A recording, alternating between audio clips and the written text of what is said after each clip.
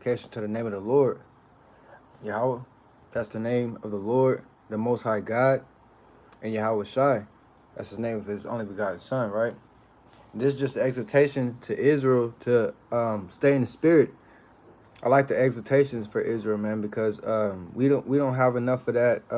The faith building, we talk a lot about the scriptures and people going into slavery and kingdoms, being kings and princesses. But I mean, what does it take to get that? You know, and I don't think our people focus enough on that. So I just want to touch on faith and focus, right? Because you have to have faith, but you won't know. Like you don't want to be blind in this thing. You don't want to just be just going about. You know, that's what the shepherds that led us astray caused us to do. They were just leading us into a ditch. So we got to be seasoned in the scriptures as far as salvation to know what we're getting ourselves into, right? So when you come to serve the Lord, I'm gonna get that. That's a classic. You have to. It's steps. You don't just like when you get a job.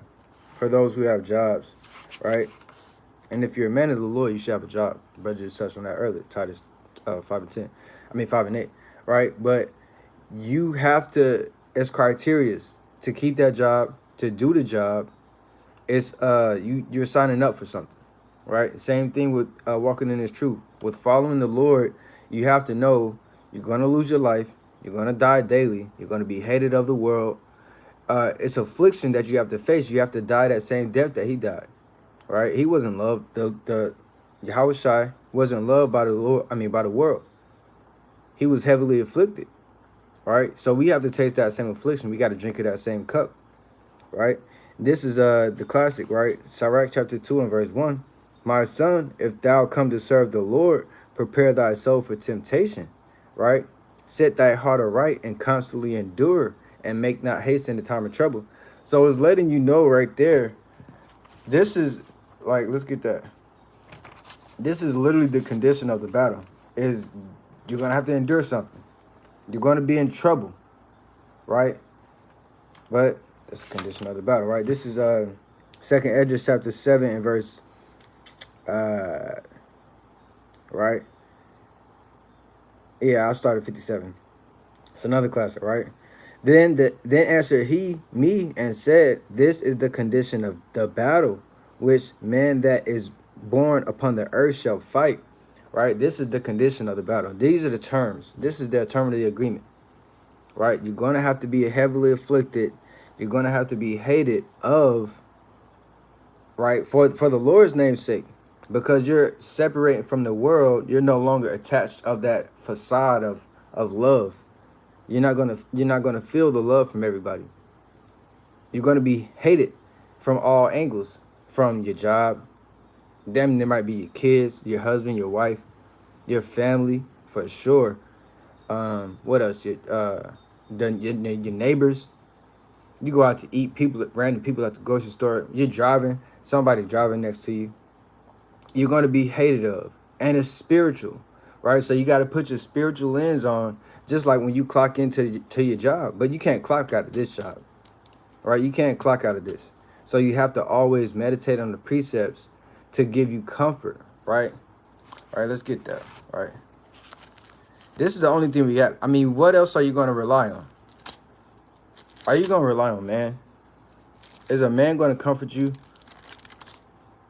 Is your homeboy, your homegirl, your grandma, are they going to comfort you? No, these scriptures are the only thing that we can rely on. These are undefeated. This is undefeated, right? This is Romans chapter 15 and verse 4. For whatsoever things were written aforetime were written for our learning, that we through patience, we just touched on that, right? The patience. And it's all right. Let's go back just to get the clear understanding of it. This is what we have to do. It says, Sirach chapter 2 and verse 2, set thy heart aright and constantly endure it and make not haste in the time of trouble. So if you're not making haste, you're being patient, right? So whatsoever, going back to Romans 15 and 4, whatsoever things were written aforetime were written for our learning, that we through patience and comfort of the scriptures might have hope. Now, what do we have hope in? Right? What do we This is that focus, right? When I was talking about faith and focus, what are you focused on? What do you have hope in? Well, what did the Lord preach? He said, repent, the kingdom is at hand. And he went to spread the gospel, right? So we're going to touch on the gospel. This is all we have. We don't have nothing else. Blacks, natives, and Americans, we don't have, Native Americans and Hispanics, we don't have anything else. We don't have a stimulus package. We don't have, what is it called? When they paying you, I keep forgetting that word. It's to start with R. But yeah, we don't have those things, those things when they pay you, and then you just get all this money back. Money wouldn't even solve it, but we don't have none of that. We're the lowly, right? We're hated of all people, all nations, right? So all we have are these scriptures. And this is the scripture that the Lord found the place in Isaiah, and this is what he preached and to the people to comfort them through the scriptures, right? I just read in Romans, right? This is Isaiah 61 and verse 1. The Spirit of the Lord God is upon me. Salakia. Because the Lord hath anointed me to preach good tidings unto the meek.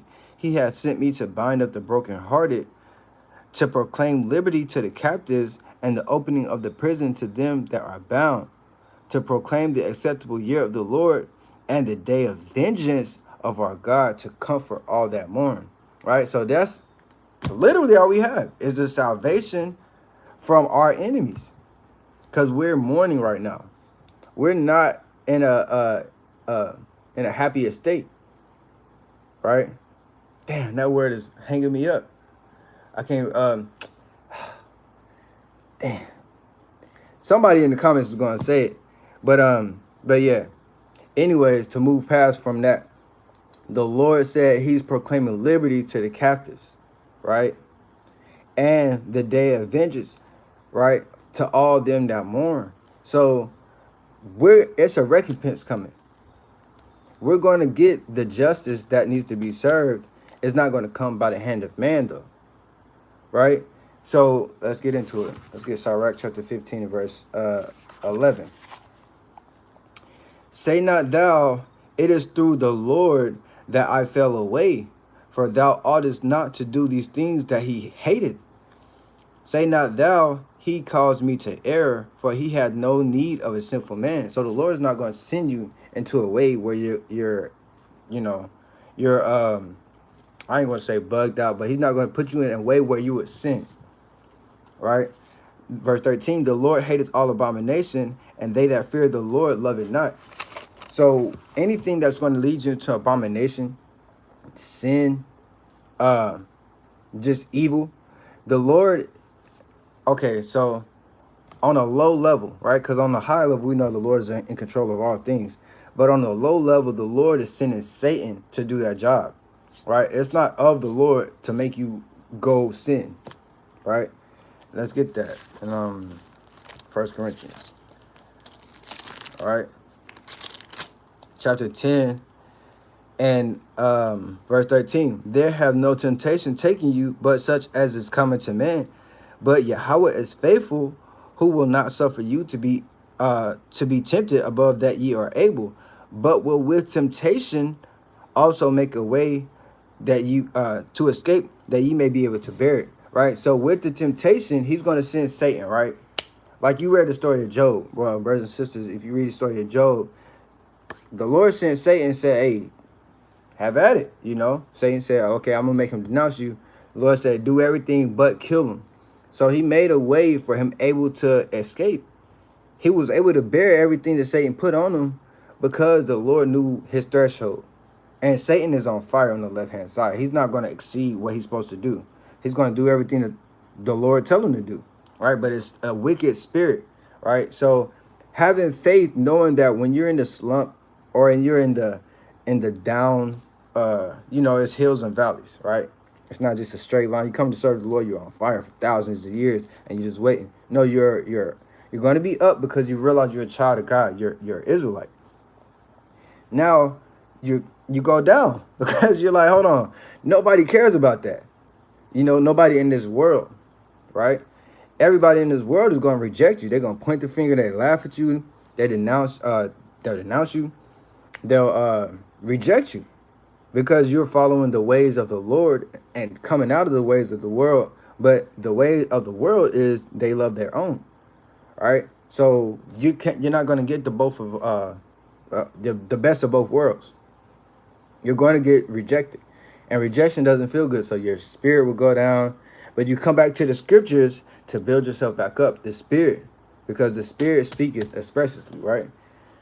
Now let's get I want to get right. Let's get Sirach 33 and verse 1. There shall no evil happen unto him that feareth the Lord, but in temptation even again will he deliver him. Right? So, hey, it's so many precepts that show you with temptation, when you call upon the Lord, let's get there. You're not just going to be being tempted by Satan, and you got your head and on the ground, you casting dust on your face, and you're mourning, and the Lord just going to lift you up. No, you got to call on him. You have to do this is the scriptures. This is what the scriptures said to do. So when you follow the blueprint, you're going to get success. It's for your success, right? Everything is written for your success. It's for your learning, right? Right? Let's get Sirach chapter 2 and verse 10. Actually, let's start at verse 9. Ye that fear the Lord hope for good and for everlasting joy and mercy, right? That's another thing. That's salvation, right? That's what we're waiting on. That's what we're hoping for. That's all we have. We don't have nothing else here, right? Verse 10. Reparations. So like it, see, all praises. The Lord just brought it back to my memory. Reparations. We don't have any reparations. We don't have any of that. We don't have nothing. No 40 acres and a mule. We don't have any. Our heritage is gone. What do we have? Blunts, sagging pants, torque battles. We don't know. That's not our heritage. That's not ours, right? This is all we have. Salvation. We're actually God's chosen people. We're the salt of the earth. We're the Lord's portion, right?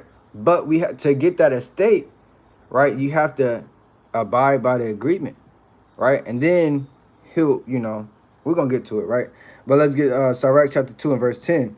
Look at the generations of old and see, did ever any trust in the Lord and was confounded? Or did any abide in his fear and was forsaken? Or whom did he ever despise that called on him? Right? So when going back to the story of Job, when he was afflicted, as soon as he got afflicted, let's just go to it. All right, let's not talk about it.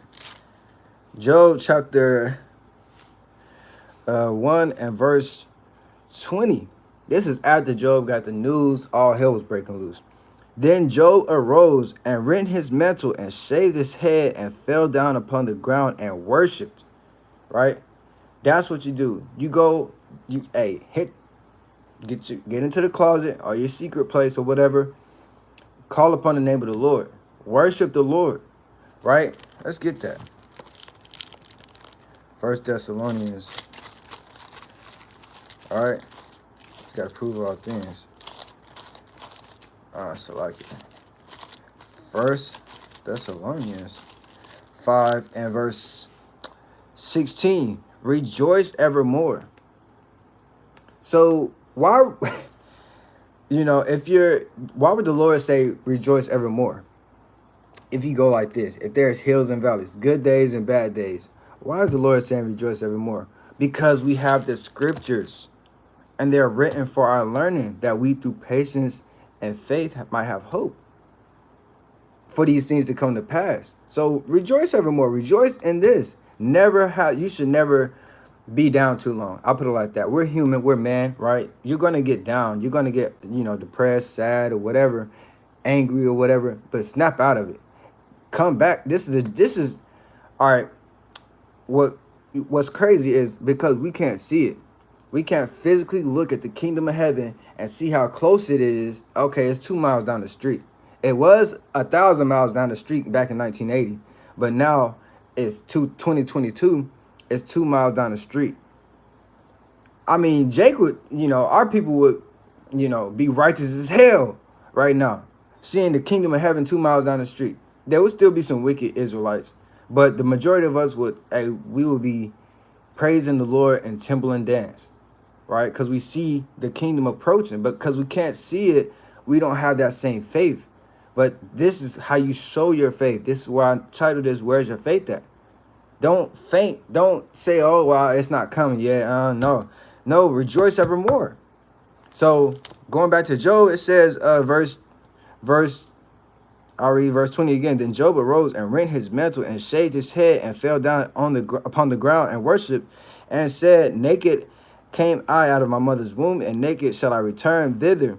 The Lord gave, and the Lord hath taken away. Blessed be the name of the Lord. And all this Job sinned not, nor charged God foolishly. All right, so Job was mighty, man. And it's not I'm not saying out here, brothers got to move in the spirit of Job. It was only one Job, man. Everybody else, hey, even Moses got faint, you know. So, but Yahushua didn't, right? And we're commanded to walk in his steps, right? Now let's go to the book of Hebrews chapter 12 and verse 5. And ye have forgotten the exhortation which speaketh unto you as unto children. My son, despise not the chastening of the Lord, nor faint when thou art rebuked of him. Right? So don't look at it like, I'm getting despised by the Lord. Hey, the Lord, when you read on, I don't want to read this whole thing, but hey, Hebrews 12 chapter, man, it will build your faith up. Because you'll realize, and it's written to the Hebrews. It's not to everybody. No, this is to the Hebrews, which are the ones watching this video, getting fired up through the Spirit. Any other nation is not going to watch this. They're not going to get it. They're going to be like, oh, well, it sounds like what they talk about at church. No, this is to the Israelites, the ones that are keeping the commandments. They have the kingdom of heaven promised to them, right? And, damn, what's that point? Yeah. Okay. I'm on Revelation chapter 3 and verse 18, right? Because it says, despite Hebrews 12 and 6, or 12 and 5, it says, and ye have forgotten the exhortation which speaketh unto you, unto children. As children, my son, despise not the chastening of the Lord, nor faint when thou art rebuked of him. Don't despise it. Why? Because the Lord said this, red letter in Revelations, chapter 3, verse 18. I counsel thee to buy of me gold tried in the fire. So the Lord has likened you to a piece of gold. And he saw fit to pluck you up and place you in the fire to purge out the impurities of you, from you. So, I mean, it's just your perception. It just has to shift. That's why the focus you got to focus on the scriptures. The Lord, if he's dealing with you, if he's chastening you, and he's brought you down to humble you, get out of that prideful spirit. Don't say, "Oh no, I'm too good to be chastened." No, I don't need this. No, the Lord knows what you need, and he's going to give it to you, not above your threshold, right? But he's dealing with you. He's counseling you to try of him. I read it. I counsel thee to buy of me gold tried in the fire, that thou mayest be rich, and white raiment, that thou mayest be clothed, right? That unspotted garment, and the shame of thy nakedness, being in sin, do not appear, right? You will be covered with what? The law. But you have to establish the law through your works, right? And anoint thine eyes with eye salve, that they may see, right? And as many as I love, I rebuke and chasten, right? Be zealous, therefore, and repent. It's a beautiful thing, man, when you line the scriptures up, when you see what you're going through, and not everybody else is going through it. Everybody else is just out here, having a good old time, enjoying this wicked world, and you're separating from the world, and then you didn't know what was going on for a couple, however long, and now all of a sudden, all hell is breaking loose, and you gotta figure it out. You don't have to figure it out. It's written. You just gotta search the scriptures. Get around the congregation. Those men moving in sincerity will build you up through the scriptures and show you, hey, you're not alone. It's a vast majority, right? Well, a small majority. The vast majority, 2/3 of Israel is going to be cut off and die. But the 1/3 is dealing with the same thing. You're not alone. And you'll form a community and a bond with those around, those like-minded. The Lord said that.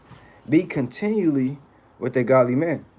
It's all right. I just flipped right to it. That's the spirit. All praises. Sirach chapter 37 and verse 12. But be continually with a godly man, whom thou knowest to keep the commandments of the Lord, whose mind is according to thy mind, and will sorrow with thee if thou shalt miscarry. Right? So these righteous people, when you gather together, you'll find out that you're not alone. Everybody, Job was alone. His wife was damn near going off. But it's written for our understanding, right? So you might be in the position of Job where you just damn near don't know what to do. But hey, the Lord said he fell on his face and praised the Lord, right? He called on the name of the Lord and the Lord delivered him, right? But we in the information age, this word is going out. You're going to have somebody near to you where you can bond together, right? And the Lord, so like the Lord said that in Ecclesiastes, right? Chapter 4, so like it. And verse 9. Two are better than one because they have a good reward for their labor. For if they fall, the one will lift up his fellow, but woe to him that is alone when he falleth, for he hath not another to help him. Right? So don't trust in man, but trust in the Most High that he's going to lead the people to be around you that you need to help you get out of that temptation to sin. Right? All right, let's get the book of Ecclesiastes chapter 8. Right? And verse 5. Whoso keepeth the commandment shall feel no evil thing, and a wise man's heart discerneth both time and judgment. Right? So if you're keeping the commandments, you're not going to feel an evil thing. You might feel a little pressure from the Lord, but that's that gold that's tried in the fire. It's the process. You have to be that whatever you got to meditate. You got to examine yourself, right?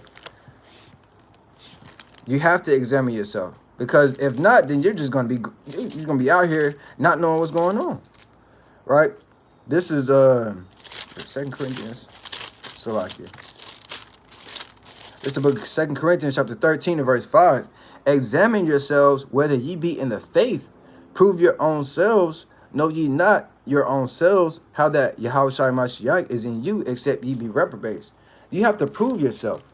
But you're not proving yourself. Like, you have to prove to the Lord that you're fit for the battle. Because he proved himself to the Lord, to the Most High God. He went through it, so how much better are we? We're not at all better than him. So we have to walk in that same manner. Just move in faith. Understand that there's a big-ass mountain. You're going to do your best to get up as high as you can on that mountain. And when you faint, the Lord is going to put another around you, and then you're going to have a good reward for your success. And then when y'all faint together, the Lord is going to send an angel and lift you up. It always happens. It always happens. It's never failed, right? So you got to stay in the spirit.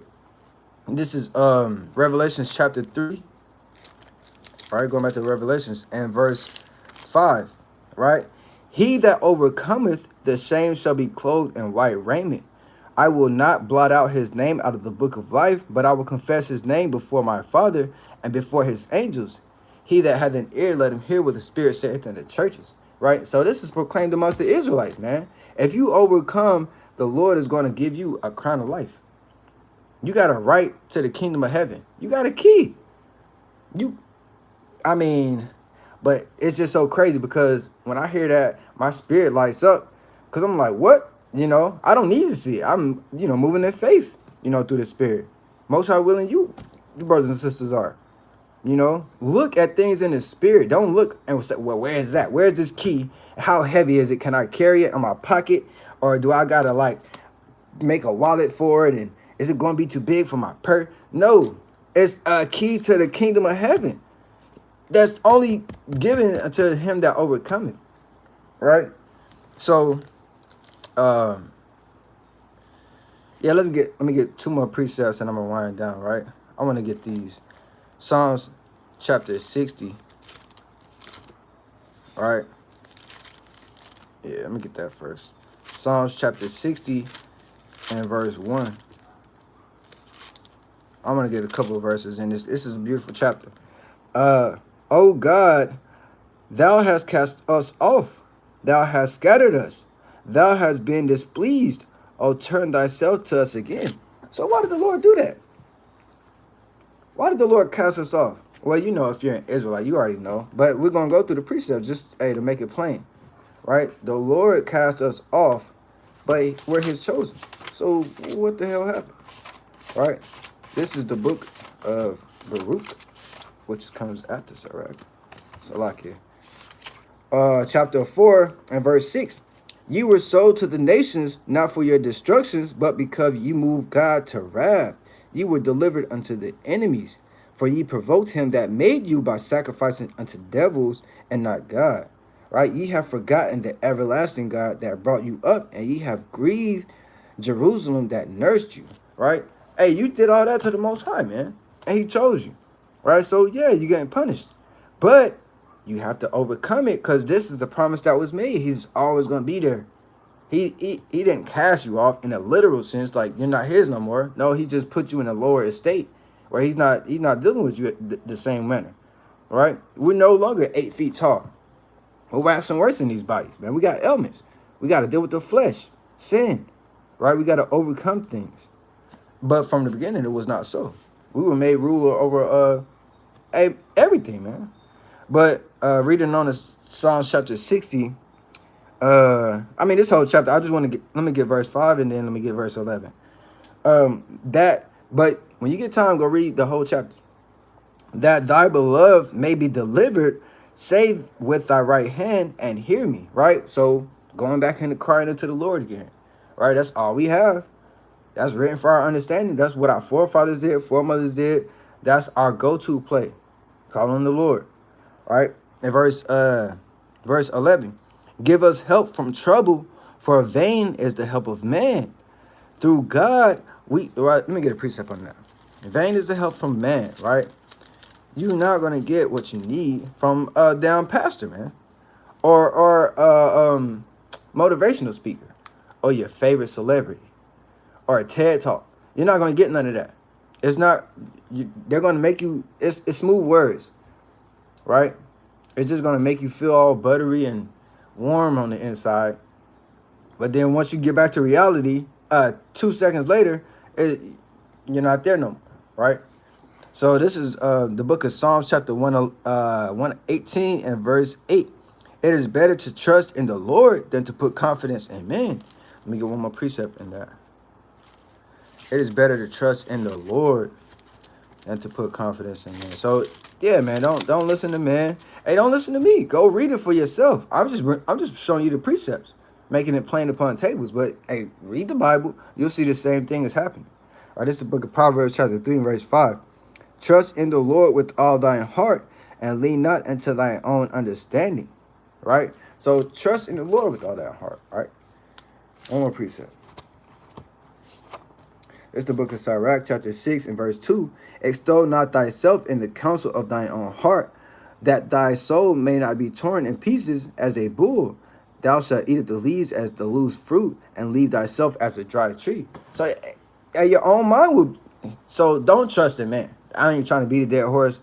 Don't do it. If you think it's something, back it up with a precept. That way you can, honor the Lord with all things. Right? That was in 1 Thessalonians 2. Let's get that. Right? I was gonna paraphrase it, but let's get it. 1 Thessalonians 5 and verse 18. Everything give thanks, for this is the will and Hamashiach Yahushua concerning you. Right? So in everything give thanks, right? That's the will of the Lord. Hey, he deserves it, man. All this grace, all this favor that he's showing us, man, we still out here. Don't forget, man, you're an Israelite. You're the prince of the power, the Most High God, and the princess of the power. The Lord has chosen you out of the darkness into his marvelous light. Right? So, hey, like I said, if you can see the kingdom of heaven, how big it is, how many palaces it has, how many kingdoms it has, how many reserved slots for the maids and the servants and all of that, and you see your seat with your name on the seat. Hey man, if you seen that, of course our people will be on fire, man. But You got to move through faith. So if you knowing that this is what's promised to you, you just got to endure to the end. Hey, make it, man. Now let me get Psalm chapter 16, verse 12.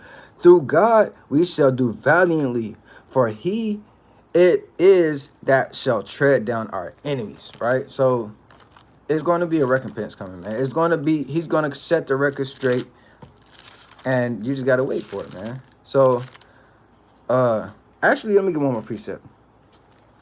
I want to get this right quick. Isaiah 49 and 23. Because, brothers go to this, man, but, hey, read this last part, man. Isaiah chapter 49 and verse 23. And kings shall be thy nursing fathers, and queens thy nursing mothers. They shall bow down to the earth. They shall bow down to thee with their face to the earth, and look up the dust of thy feet, and thou shalt know that I am the Lord that I am the Lord. For they shall not be ashamed that wait on me. You will have what you deserve. You have to wait. You won't be ashamed if you wait on that, right? I know I said one more precept. Let me get one more. This is the book of Proverbs chapter 16 verse 19. Better is it to be of an humble spirit with the lowly than to divide the spoil with the proud. So the lowly and the humble, the meek, they know that they shall inherit the earth. Everything with it. The kingdom of heaven. The servants. Everything, man. The clouds, the trees, the fruit, the damn wind, man. Everything, you will inherit that. But you have to endure unto the end. That's being of a humble spirit, right? So, let me get this. This is the book of Revelations, chapter 22 and verse 12. And behold, I come quickly, and my reward is with me to give every man according as his work shall be. So a part of that work is you have to have faith. You got to have works, keeping of the commandments, right? But with that, you couple it with faith. And where you're focused on is where you're building your faith at, right? Where your mind is what you're building your faith on. So if your mind is on troubles and heartache and problems, you're going to build on that.